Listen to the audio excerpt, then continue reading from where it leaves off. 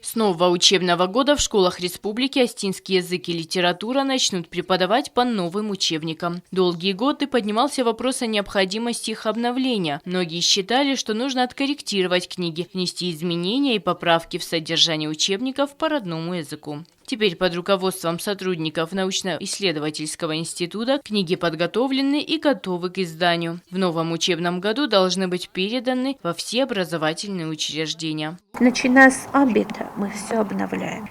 Практически все учебники по остинскому языку и литературе, начиная с 1 класса, заканчивая 9.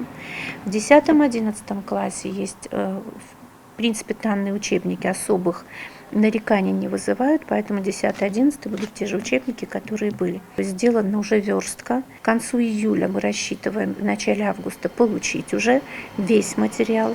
Мы благодарим Зою Александровну Битарову, которая смогла довести до каждого педагога идею, как это должно выглядеть, и, скажем так, мотивировать их на написание учебников.